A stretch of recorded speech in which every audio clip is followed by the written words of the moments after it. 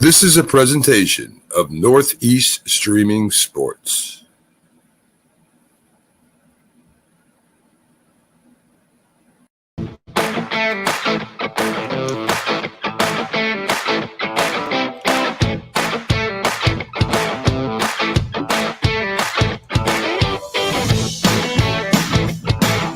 Good morning, everybody.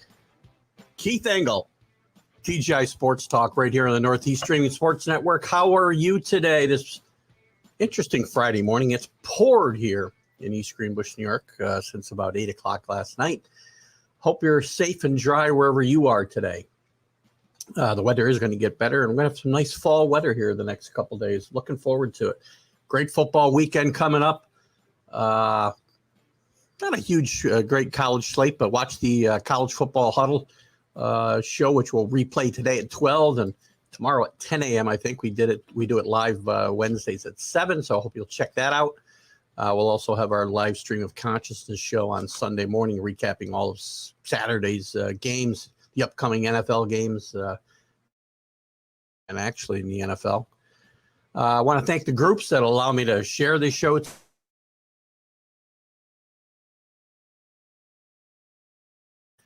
And thank all of you that will show up and comment today. The interview was recorded last Tuesday night, this past Tuesday night. So after the open, I'll play the recording and I'll pop back on for the close. I want to also thank my guest from last week, Skip Hall, former head coach of Boise State, longtime assistant coach. Working alongside the great Don James at Washington, and before that, Kent State. Worked with Nick Saban. Skip has got a book out called Coach 'Em Up, the Skip Hall story. The forward is by the aforementioned Nick Saban, so it's a really good read. I've jumped into it a lot this week, and any of you football fans, it's a great football story, and it's a great life lesson story as well. So I hope you guys will check that out. My guest today, as I said, Ed White, former All-American defensive lineman for Cal, was the #1 draft pick for the Minnesota Vikings. They moved him to offensive line, where he became a Pro Bowl player with the Vikings, played in 4 Super Bowls on some great Vikings teams, as Viking fans will remember. They never quite got over the hump to win the Super Bowl, and we'll talk a little about that. Later on, he played with some great Charger teams, played with 2 of the best coaches in college pro football history. Well, in Don Coryell's case, college too, in Bud Grant and Don Coryell. And also check out Ed's artwork. Today, Ed is heavily involved in artwork, and he'll talk a little bit about that during the interview. And you can go to edwhitefootball.com and check out his artwork. So without further ado, I think we'll jump into the interview, and I'll be back at the end. Any comments I'll try to catch up on at the end. And I hope you guys enjoyed this interview with Ed White, former Viking and Charger. Great.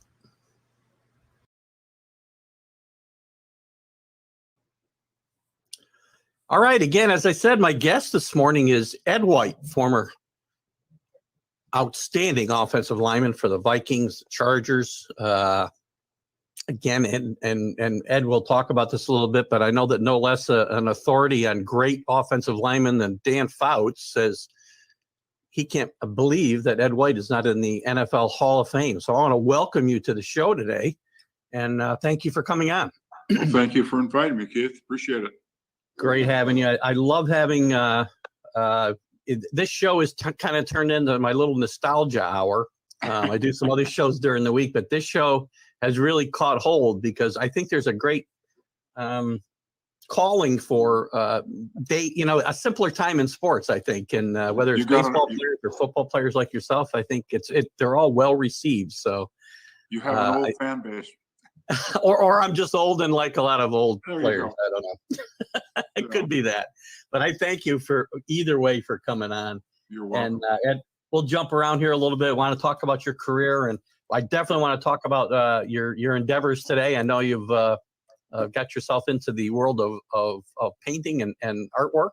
Yeah. So I certainly want to talk on that. In fact, before we start in, why don't you give a little plug to your website and what it is that you are doing in the art world today? Well, I've been an artist since I was 6 years old, and so I've always had that as something that I've enjoyed, and I've done so many things. I did John Madden's All Madden team bronze trophies for years, and I do San Diego States and UCSDs, and I do a lot of their Hall of Fame pieces. But I really have been concentrating on my acrylic painting, and I just express whatever I feel. It's all over the place, and it's at edwhiteart.com. Enjoy it. I do something and I post it to share it, and every once in a while somebody wants to buy one, and that makes me happy too. Do you do custom work if people are asking for? I do. Yeah, I do. Yeah, a little bit. I did a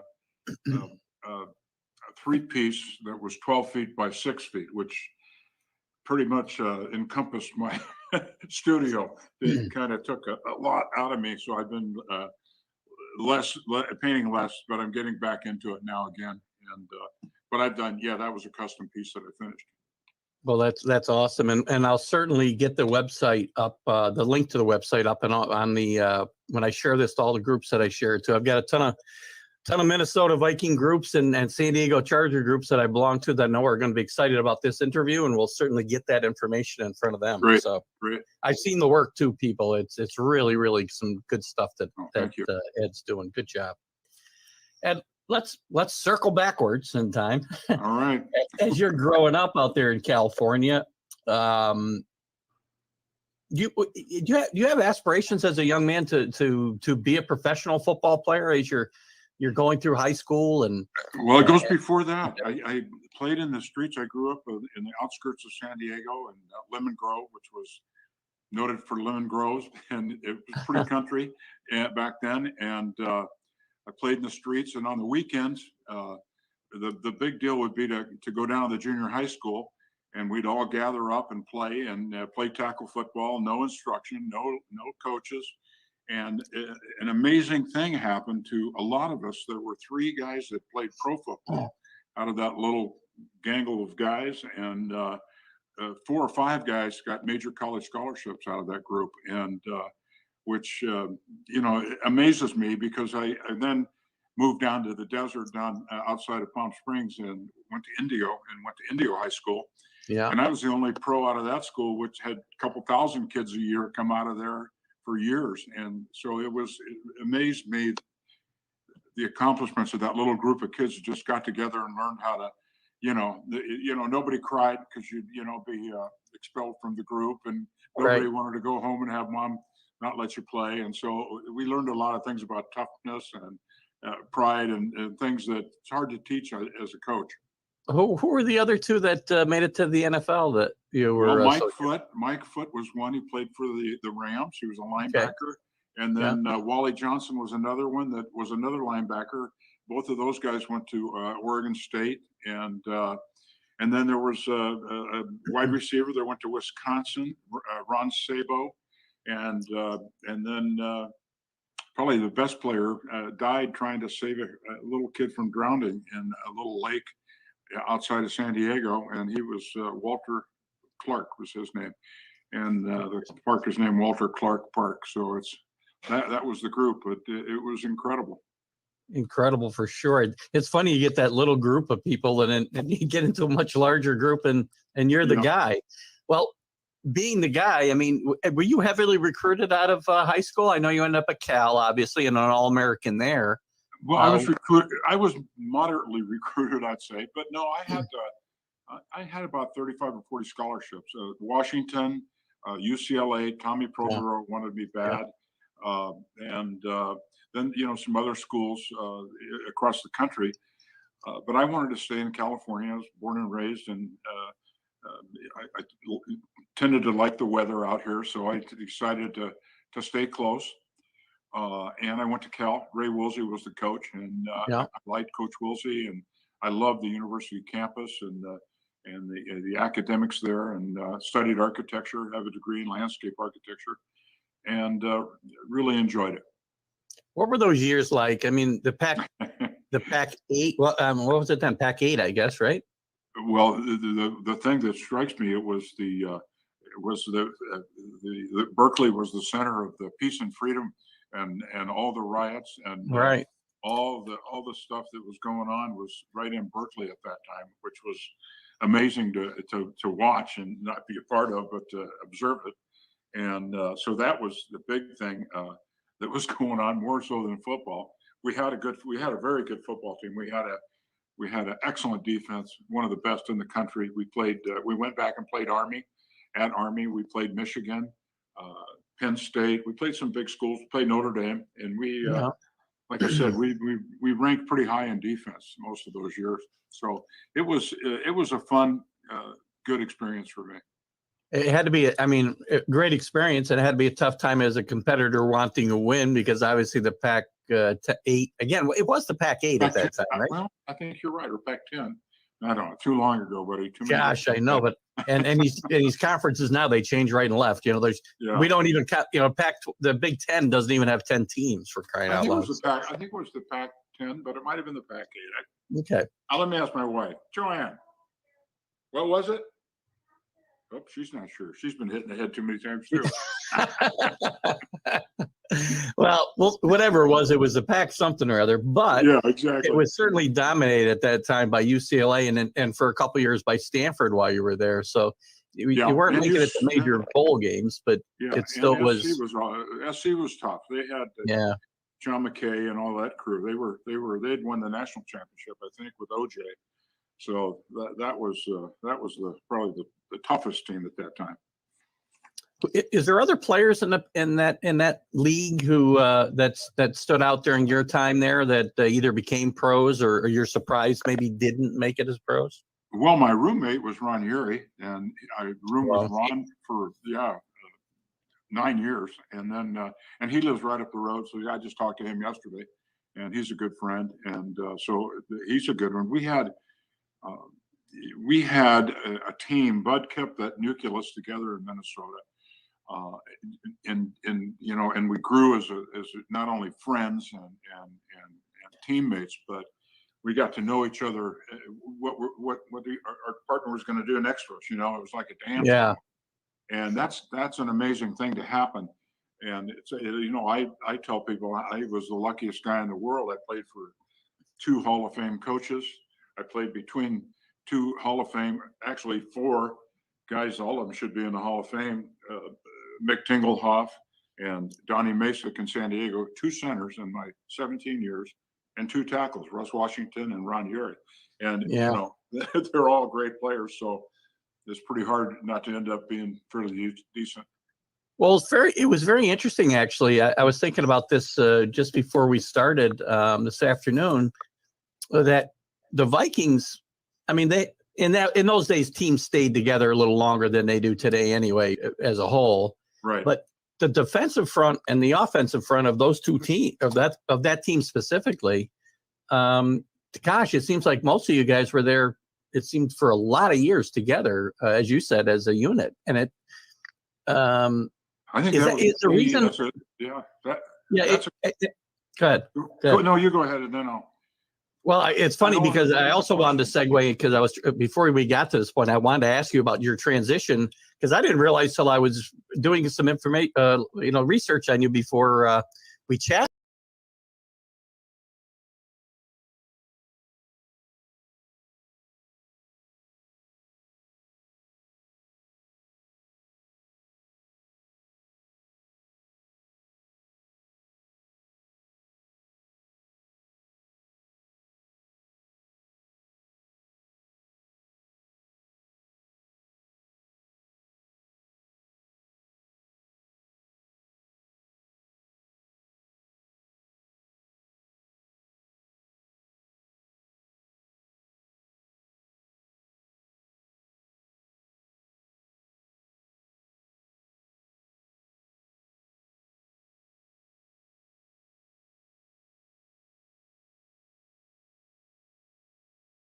A rookie to make it my year, and there wasn't a rookie, I don't think, that made it the next year.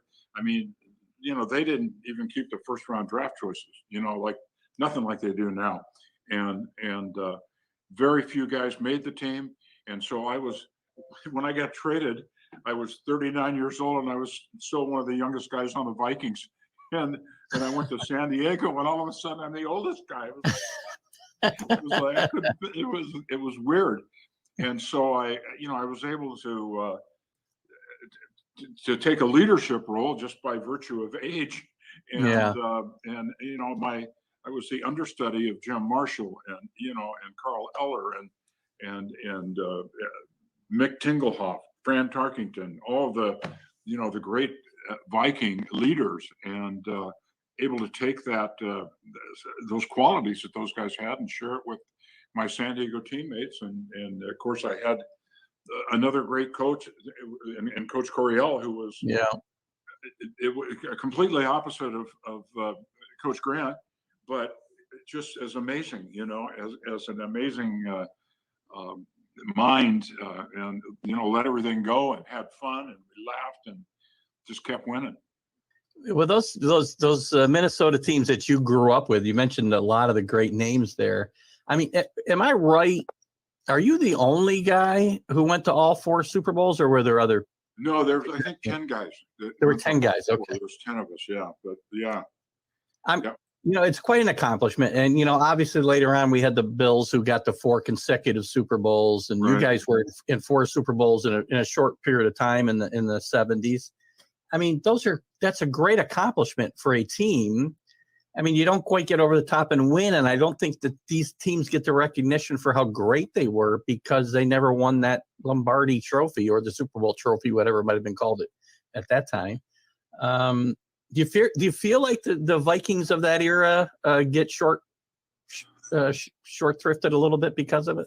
Well, I have to say, even myself, I feel that there's something inside that was missing, because I know how good our team was, and for some reason, and you can't put you can't put anything on it, but we did things a certain way, and Bud was really good about protecting us, and he insulated us from everything, from the media, from the crowds and the fans, and we were sort of immature about a lot of things, and so when we go into this Super Bowl environment where we have we sit around a table and we've got 25 guys around you asking you questions, and before that you would have nobody, because the reporters weren't allowed in the locker room, and it was we were it was different for us, I think, than a lot of teams. And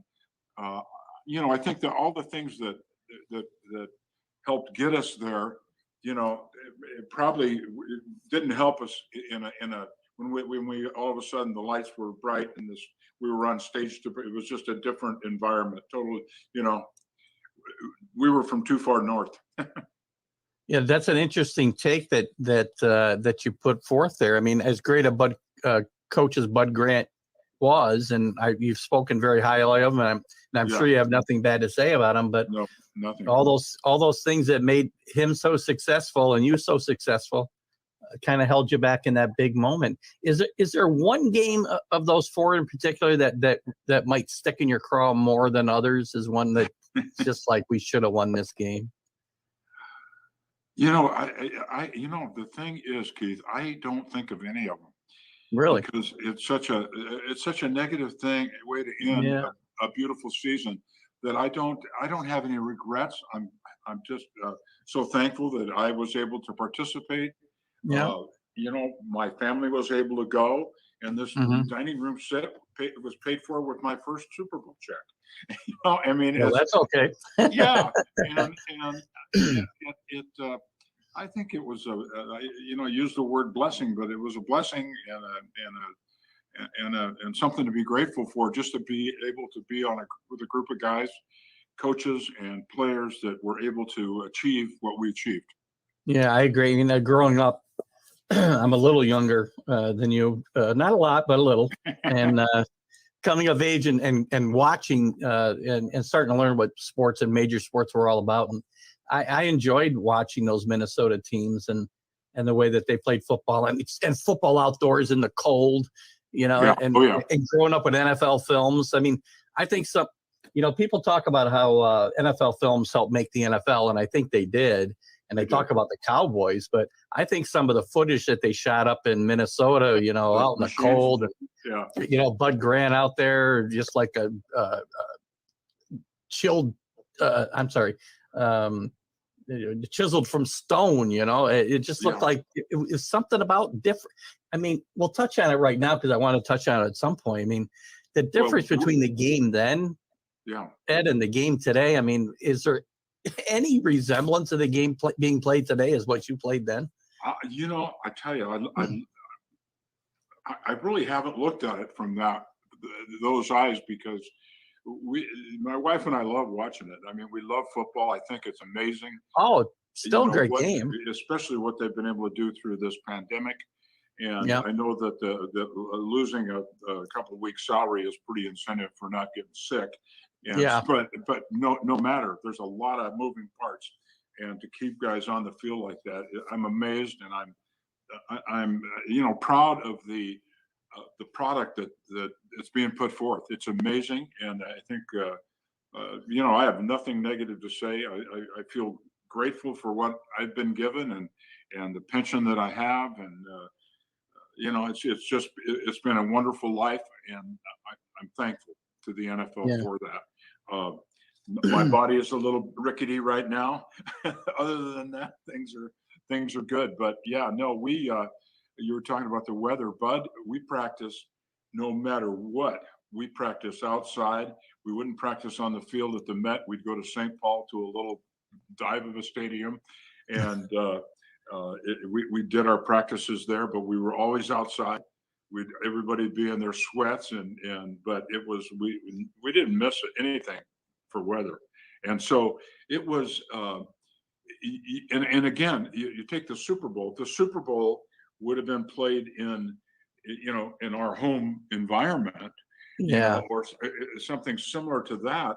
I bet you we'd have won 50% of them at least, and because that was our home field, and that was our home field advantage, and that when the Rams came in for the playoffs or the Niners came in for the playoffs, it was something that was in the back of our head, knowing that hey, that's an edge. And after going to San Diego and then getting ready for a cold weather game and having everybody going, what kind of scuba gloves are we going to wear, and how many it was like, I'm going, I see the advantage that we really did have, and we did, because we trained, and our minds were trained like warriors to that this is the environment we're going to do it in, and it was cool. Yeah, I mean, I guess to stay on the comparison of the years for a little bit. I know years are hard to compare, but from a home field perspective, it had to be night and day between playing in a dome today and playing in that environment years ago.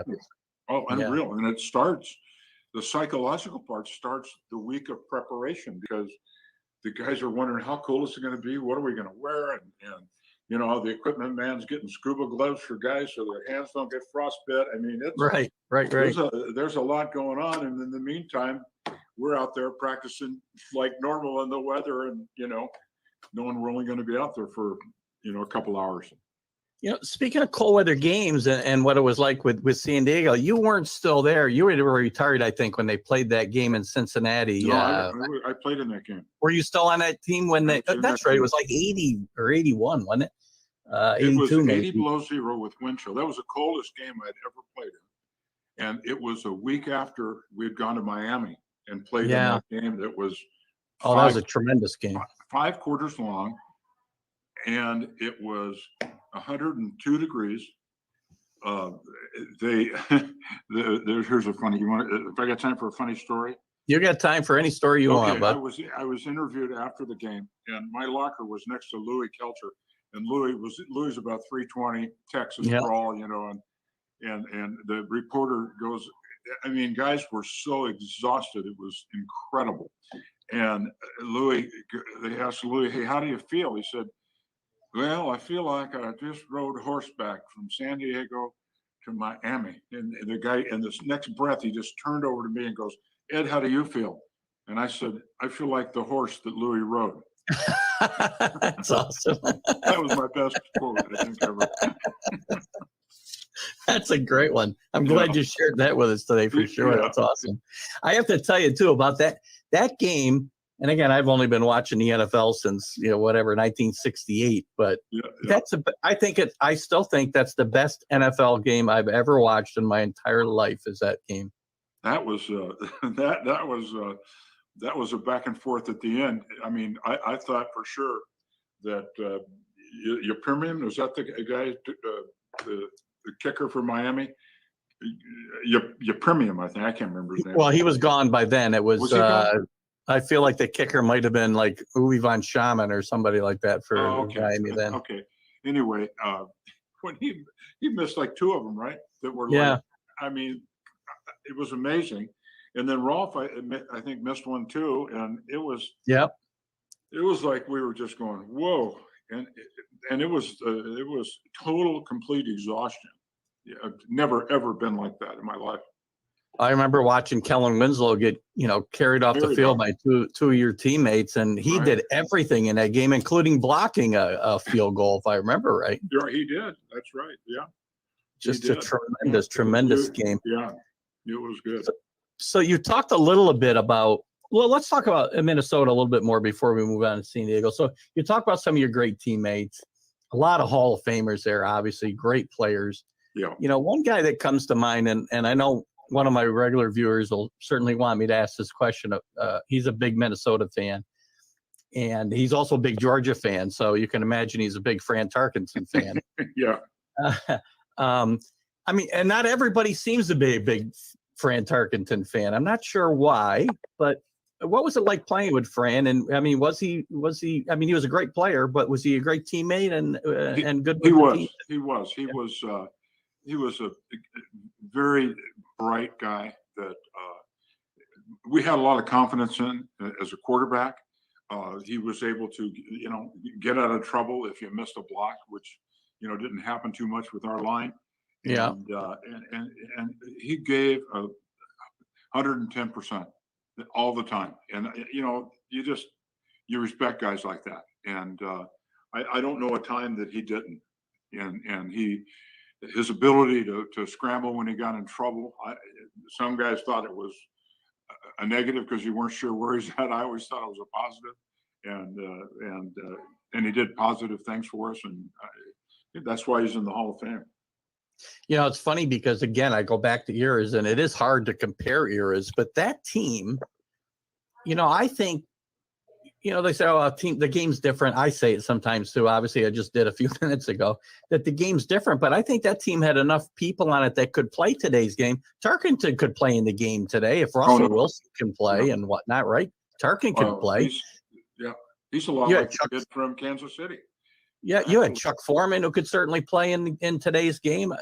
There's certainly guys who could translate their game. One thing that stands out though is, I mean, the offensive linemen are so big today. Yes. Right. I mean, what'd you play at? The 270, 280? Yeah, 280 most of the time. But they're like, but I'm like 315 right now. I was naturally about 310 pounds. Yeah. And so I had to actually lose. I've got big bones. Yeah, my grandfather said that about me too. Yeah. But I was big in my era. I was a big lineman, one of the big offensive linemen in that time. A lot of them, like Milt Sunday was probably 245, and Mick was probably 245, and so that Grady Alderman was probably 250 at most. So that was kind of the period of the small, kind of the watch charm guard kind of guys. Do you think that if you guys had played in a different area, they just would have trained you differently and you would have been bigger? And so I think so. Or bigger guys would have taken over that role. The game has changed from the standpoint of what they teach. They're not down in the legs anymore. So it's not as quick, athletic kind of things. Although these guys are amazing athletes. Yeah, I really enjoy watching these linemen today. But everything is up higher. It's more what we call like hope I don't get in trouble for saying it, but titty blocking, which was, blocking it in the I chest. think he'll be all right. Okay. And anyway, it's changed a lot. It's all up and it protects the guys. And I like that. And they're not using their heads as much. I use my head for everything. And that's why I got, not dementia, but Alzheimer's. Forgot I had what I had. Anyway. Well, it's good that you can at least make light of it a little bit. So yes, exactly. Yeah. You seem like you're I had doing too much okay. fun not to. Yeah. Listen, as far as those, again, I want to get on to San Diego, but those Minnesota teams, if there was somebody with all those great players we just talked about, who was the unsung guy on that team that really made, that people wouldn't think of that was so important to the team's success? Who would you say was that one guy? Ooh. Gosh, so many great players. I know it's hard to come up with somebody. It's hard because they were pretty much all pretty well-known guys. In our offensive line, it was probably Milt Sunday. Okay. Who was just got everything he could out of what he had. I'm going to put it that way. From the University of Minnesota, and passed away last year. He was just a super guy. Mick Tingelhoff was not a big guy and got a lot done, and Mick just passed away a month or so ago. Yeah, I saw you post that. My condolences there. I know you guys are tight. Yeah. And, John Beasley probably as our tight end didn't get a lot of accolades. Stu Voigt was actually a name I had in my head as one of those Stu Voigt guys. is another one. Both of them. They didn't. But we didn't have a flashy offense. We were kind of a 3 yards in a cloud of dust type of offense. And I was waiting to see if he'd come up with Ed Marinero. Actually, that's what. Ed is another one. Yeah. And it wasn't a kind of an offense where I don't think Bud Light guys getting the spotlight put on him too much. I really don't. I think he would rather have a bunch of slug mugs. And that's kind of what offensively. Francis had a little more glamour and light on him. Ahmad did, but the rest of us, Yeri maybe a little more, but the rest of us kind of existed below the curtain. So, as your time comes to an end in Minnesota, Ed, what precipitated you leaving Minnesota and heading out, closer to home, at least in California? What precipitated? Well, basically, when I first started, Jim Finks was the general manager, and I really liked Jim Finks, and I thought he was very fair, and he had what he called payroll integrity, and that was Jim Marshall, Fran Tarkinson, Mick Tingelhoff. All these guys earned a certain amount of money, and everybody fits in a certain spot, and I bought into that. And then about my 8th year, after going to a few Pro Bowls and hearing what these guys are making, I'm going, wait a minute, this payroll integrity, I don't know if that makes any sense here now, because there's also a fairness in what we're making. Right.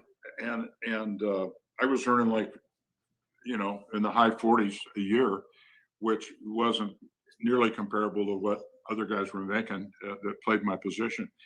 And then, but the real bugaboo came in, and when I said, hey, this isn't fair, it's not right. And Mike Lynn, and I'll just say it how it is, told Bob Stein, my attorney, that if I held out until I think the 3rd league game in my 7th season.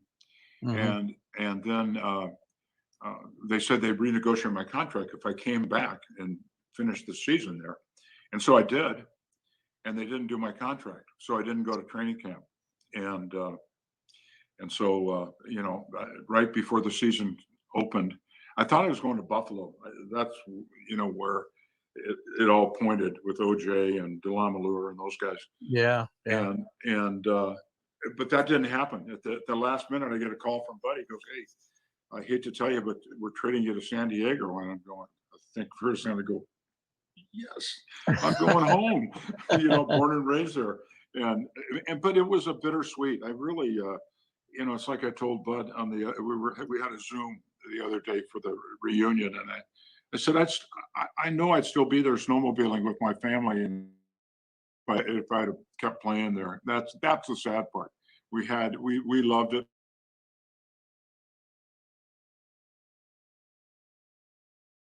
together all year round, and so that's the bittersweet part of it. The bitter part. The sweet part was my mom and dad got to see me play, and some of my relatives, and I was back home, and my wife's family got to watch, and that was the sweet part, and so that was good.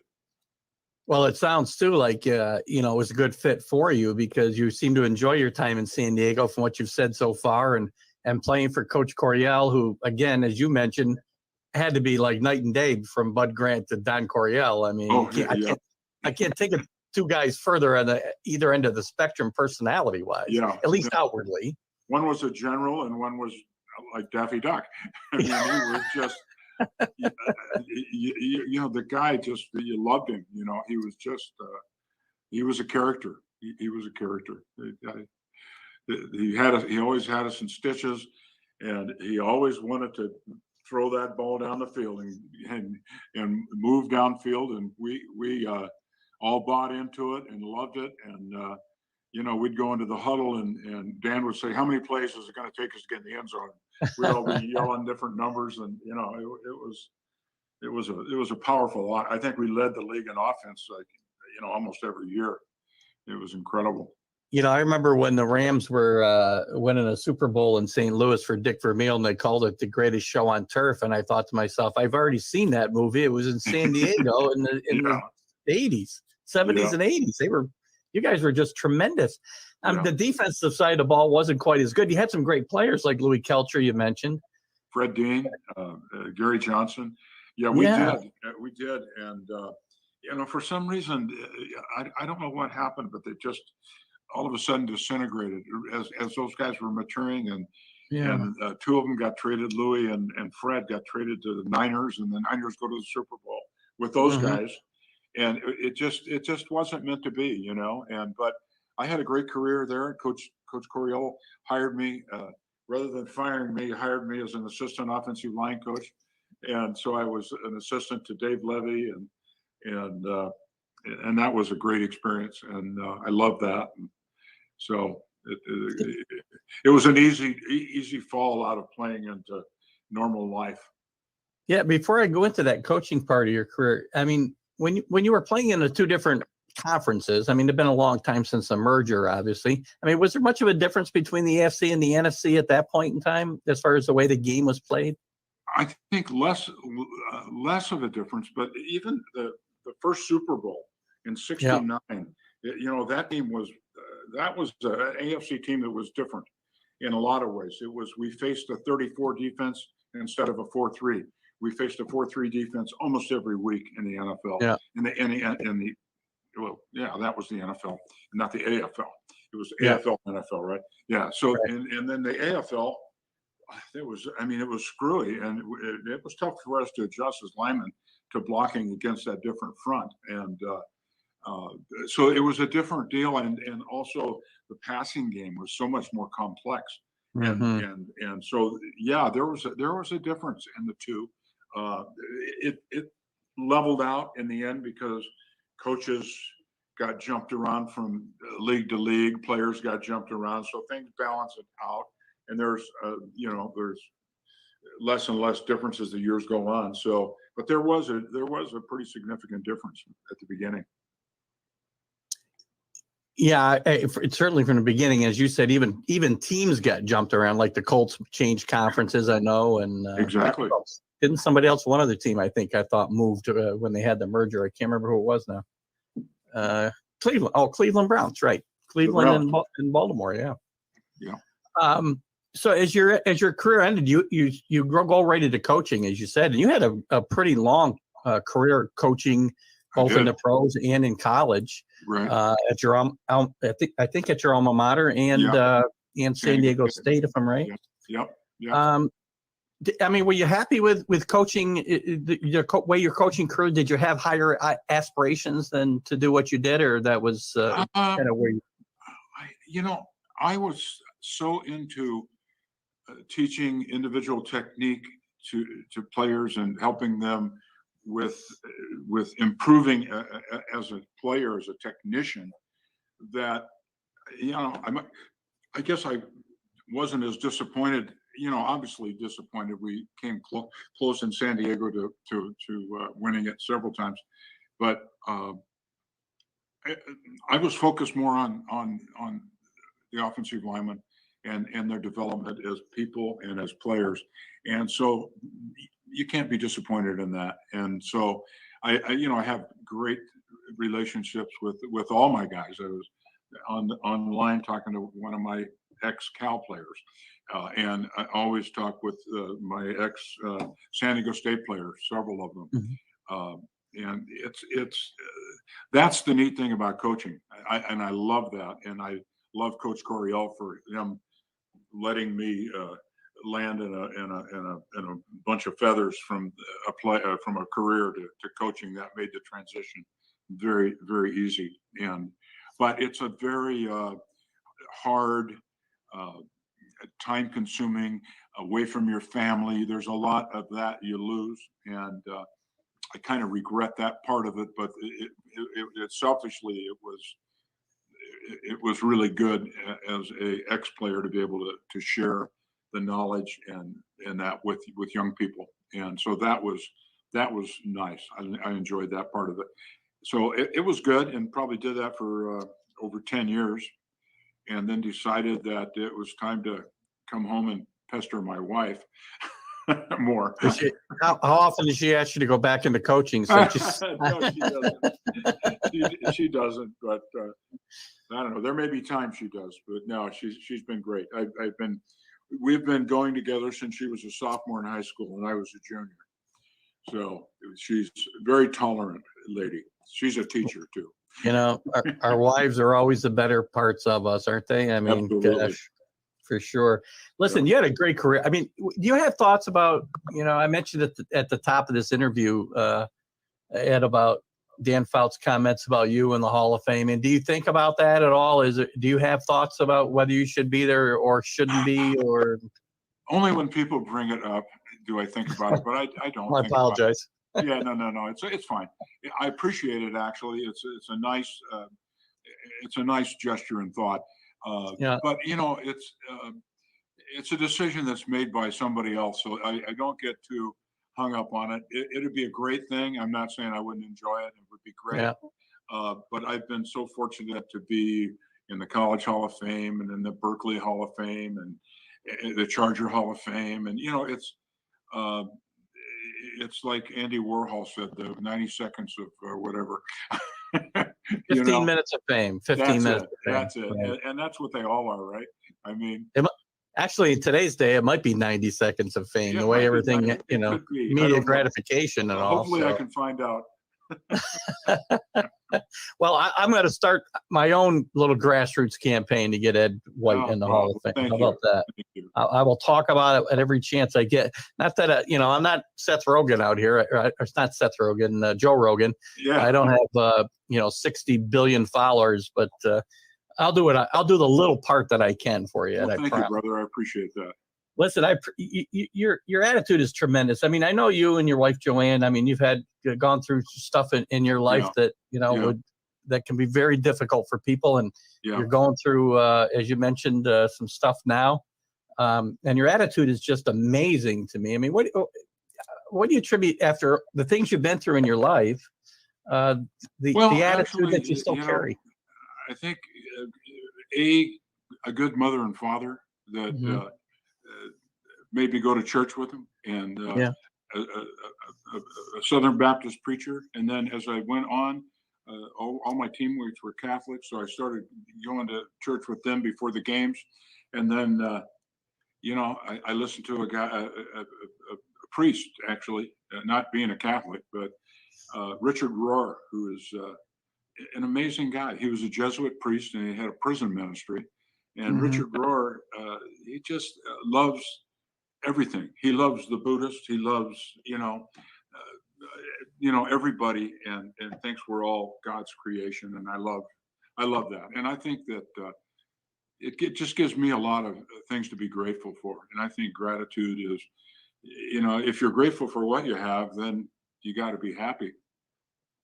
That's a tremendous, like I said, it's a tremendous attitude. I didn't even realize, some of the things that you'd been through or are going through until I kind of started looking deeper into it. And your attitude is amazing. And wherever you get it from, God bless you. And I hope that continues and you have continued good health. And guys, please get out there to Ed's site. Again, it's what do we got? I got it written down here. edwhiteart.com. edwhiteart.com. Yeah, there's some good stuff, and I paint whatever I feel like painting. So beware. There's some violent football stuff, and Yeah, I was. It's funny. We'll talk a little bit about that before we wrap it up, because I was amazed at I don't know if eclectic is the right word for it, but it might be.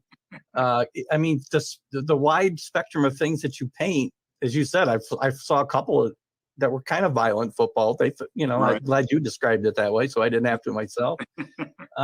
Right through some beautiful, soothing pictures. And so you paint what you feel like painting at that given time, but is there something that inspires you that inside when you're in one of those moods and then takes you one direction or another?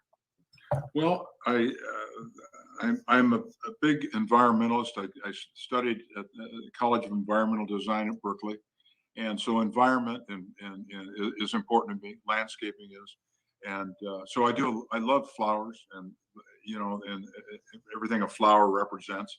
So I do paint a lot of flowers, and it just it comes from my soul. Whatever I'm feeling like. Right now, I have a buddy that wants me to paint his cat, and so his cat. I'm kind of trying to get up the steam for that one, but I'm going to do it because he's a good friend, ex-teammate, and Jim Marshall. I'm doing a painting. Jim's wife called and wants a painting of Jim, and I did one, and I can't find it. I must have sold it, but anyhow, so I'm painting one for Jim Marshall, who I really respect. He was my guru. I mean, a 220-pound, or if he was 220, played defensive end for 20 some years, right? 20 some odd years, and they didn't know how old he was when he came there from Ohio State. So amazing guy. And I just talked to him, and he's beat up, and but an amazing mental approach to football. I mean, he knew how to get the most out of his body. He studied the martial arts in the off season. He worked at martial arts. He taught me about chi or chai, however it's pronounced, the ability to get your maximum power in the quickest amount of time. And there are principles that I used as a player, striking with that kind of power and ability. And that was Jim. He was my guru. I told him again every time I talked to him. He was my guru. And he was the captain of our Viking team every year. And so I remember being very young, reading a article in Sports Illustrated about him, and I don't remember all the details, but he'd gotten stranded out in the wilderness on a snowmobile. On a snowmobile, right? In the middle of the wilderness. Yeah, and lived in a cave, and they burned their money to stay alive. Yeah. Amazing story. I remember. I'll have to look that up actually and reread it, because I remember that's one of the first articles I can remember reading in Sports Illustrated and going, "My gosh, what a tremendous story of survival!" And you should get him on your show, Keith. I would love to. I'd love to. If you have a contact for Jim, I'd love you to have it. So I'll get that to you. I would appreciate it. So, Ed, I appreciate having you on today. Listen, your career was Hall of Fame worthy, and I'm going to take up that torch. You gave a lot of joy to. I know you give a lot of joy to Rick Sherlock. Who, if you can say hi to Rick Sherlock, he'll enjoy that when he gets to watch it. How are you, buddy? He's the biggest Minnesota fan that I know. All right. And one of my best and one of my big best Minnesota fan too. and one of my best followers. So thank you for that. All right. And if you want to stay for a second after, I want to chat with you real quick, and Yeah, we'll wrap it up here. I thank you for coming in today. you're welcome. Guys, what a great interview. What a great guy Ed White is. Gosh, going through some things now. As he mentioned during the interview, Alzheimer's. I think he was diagnosed like 3 years ago. So, he's holding up very well. As you can see, very happy to hear that. It's always a scary word to hear about anybody. You hear it a lot with football players these days, obviously. Time didn't permit me to kind of go down that road, but I would like to have. And maybe I will have Ed back on at some point, and we go down that road and chat about that very serious topic. But, him and his wife have been through some other tribulations with a child passing. And their home burning down in wildfires 15 years ago-ish, maybe a little longer. But gosh, what a great attitude about life in general. And I really appreciated Ed coming on and sharing that. And hopefully Ed's going to hook me up with a few of his teammates. We'll see. Jim Marshall we talked about. What a great player. Ed Marinaro. I don't remember if he came up during that interview or not, but I've been trying to reach out to Ed Marinaro. Ed Marinara, I think I said first. He's not a sauce. He's a former football player and actor. So I've been trying to reach out to him to get him on the show as well, because actually I enjoyed I was a big Hill Street Blues fan, so I enjoyed his stuff for sure. Let's see, a couple of comments. Am I watching the AFL Grand Finale tomorrow? I'm not really sure what that is. But if you want to elaborate, I'll let you know. It's probably, it's the biggest event here in Kabul since the evacuation. What is it? Tell us, Gabe, is it soccer? What are we talking about here? And I'll certainly check it out, and maybe we can talk about it on our Sunday Stream of Consciousness show. And I do appreciate, obviously, you're following the show and watching today. And I didn't know we had viewers in Afghanistan. So thank you. And stay safe. Oh, I get it. Australian rules football. Rugby. Great sport. What we don't follow enough here, I guess, in the States. And, Gay, I'll promise you that I'll take a look for it, see what I can find as far as following it. If you can send me any more information, you can certainly put it to you can share it to the TGI Sports Talk page. I'd certainly appreciate that. We want to support sports wherever they are all over the globe. So I do, and we do appreciate you following us. If you're there in Kabul, it's exciting to know that we're reaching that part of the country, and I do hope you're staying safe over there. By the way, I know this isn't a political show, but I know you guys are in the middle of a quagmire, and I hope that you and your family are safe. So stay safe out there. And we'll check out that AFL grand final in rugby or American or Australian rules football, which if I'm calling it rugby incorrectly, I apologize. I do love the sport. It's very interesting though, right? So anyway, back to Ed White. Tremendous interview. I hope, I know Rick Sherlock isn't able to watch this show live, and I hope he enjoys that. I've been trying to get some of those Vikings. I've had some contact with Chuck Foreman, and that hasn't worked out.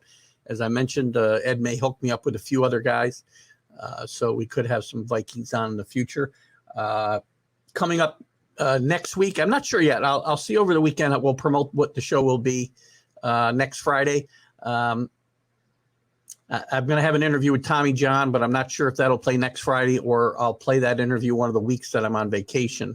Just so you guys know, I'm trying to get some interviews lined up for the weeks of October, gosh, whatever it is. I guess it's the 15th and the 22nd. I'll be away and unable to do the show live. I may do some of my shows from the deck of the cruise ship, depending on my streaming capabilities. I do get internet when I'm on these cruises, but I never try to tried to stream the show. So we're going to try to do at least check-ins. So but on Fridays, if I can get a couple interviews in the, recorded and ready to go, queued up, I'll just play those interviews for you guys.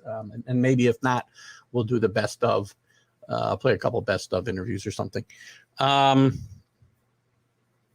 So keep that in mind. And we're going to try to do some other, at least touch base on Wednesday nights, maybe.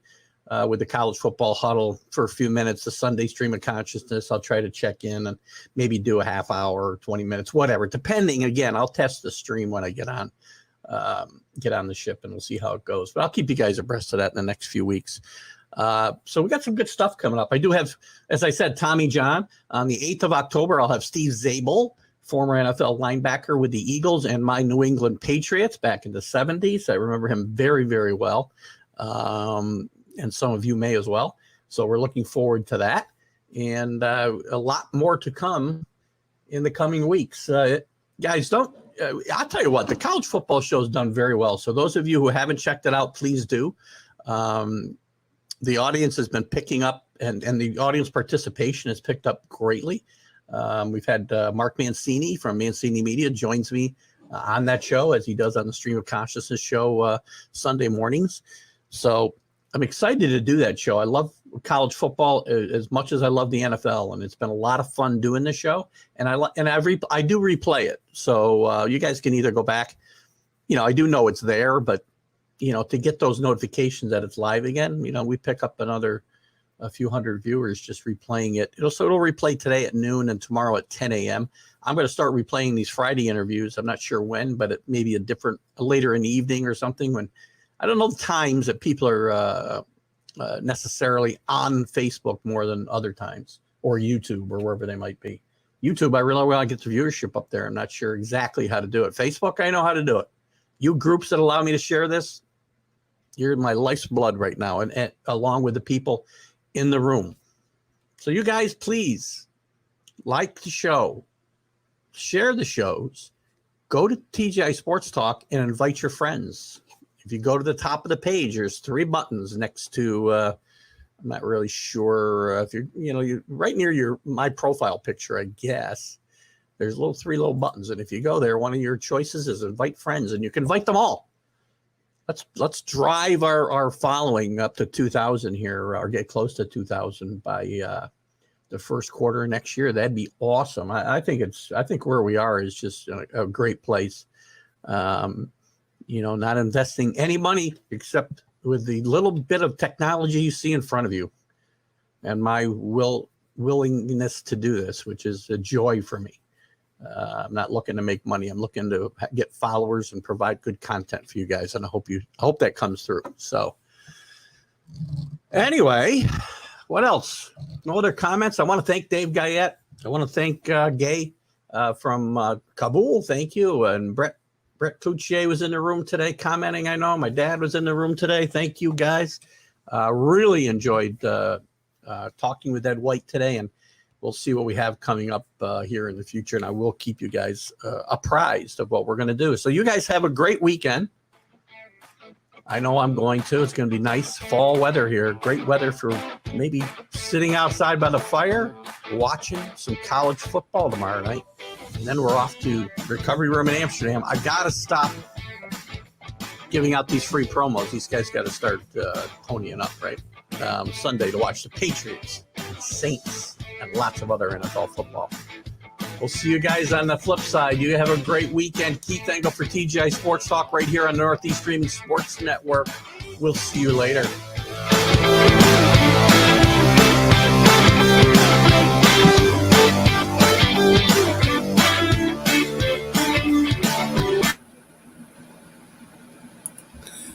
This is a presentation of Northeast Streaming Sports.